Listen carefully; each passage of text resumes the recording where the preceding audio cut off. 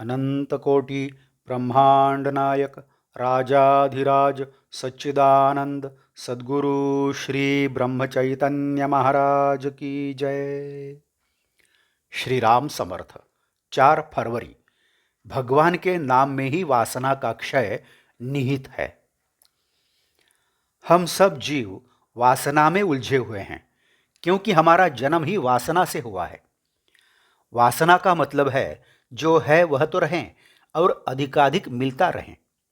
हम अभी ऐसी स्थिति में हैं, लेकिन प्रारंभ करना है, इसलिए हम ऐसा कहें कि जो है वह तो रहे और जो अधिक मांगना है वह परमेश्वर से मांगे। इसका परिणाम यह होगा कि जो मिला है वह परमेश्वर ने दिया है, अगर नहीं मिला तो ईश्वर की इच्छा नहीं है, ऐसी समझ बढ़ती रहेगी और दाता परमात्मा है यह भावना भी वृद्धिंगत होगी। जो है वह भी उसकी इच्छा का फल है, ऐसी समझदारी बढ़कर आसक्ति और बेचैनी कम होगी। और आसक्ति कम होने लगेगी तब मुझे यह चाहिए यह नहीं चाहिए के भाव घटते रहेंगे। वासनाओं का क्षय होता रहेगा। केवल अपने पुरुषार्थ से वासनाओं के परे जाना असंभव है। इसके लिए परमात्मा के प्रति शरण जाने के अलावा कोई उपाय नहीं। योग्य संगति का भी इसके लिए उपयोग हो सकता है। यदि किसी बैरागी की संगति में आएंगे तो कपड़ों का प्रेम, कपड़े पहनने का शौक कम होगा, किंतु किसी सेठ जी के संगति में आएंगे तो बनाव सिंगार की प्रवृत्ति होगी। अतः हमें ऐसी संगति में रहना चाहिए जिससे शरणागत होने की भावना बढ़ने में सहायता होगी। ईश्वर की शरण जाने का या शरणागत होने का मतलब है उसे सर्वस्व समर्पित करके जीवन यापन करना। इसका अर्थ है कि हम उपाधि रहित बने। इसका तात्पर्य यह है कि हमें ऐसी ही साधनों को जुटाना चाहिए या ऐसे ही साधनों के साथ रहना चाहिए जो उपाधि रहित हो। ऐसा साधन है भगवान का नाम स्मरण करना।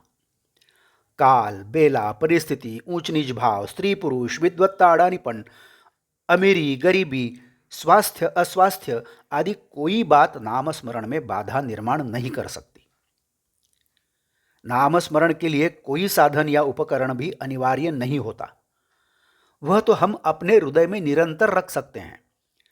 नाम स्मरण में बैरागी के कष्ट नहीं है, वह तो हम कहीं भी कभी भी साथ में ले जा सकते हैं। इसके लिए हमें विषय की आसक्ति, विषय के साथ होने वाली एक रूपता छोड़नी चाहिए।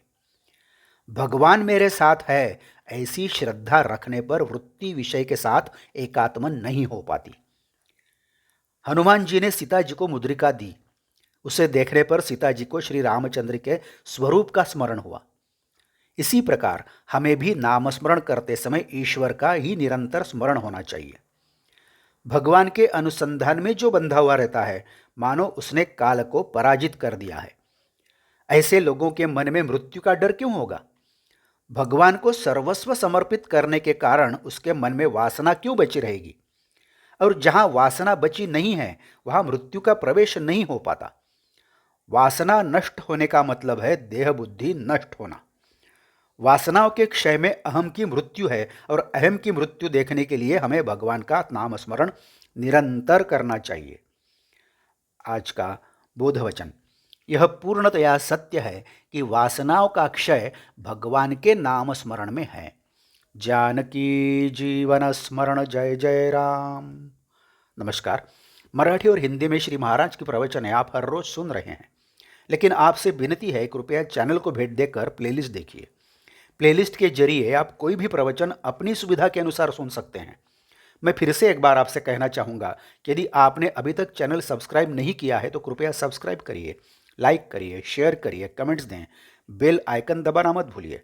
धन्यवाद। जय जय श्री राम।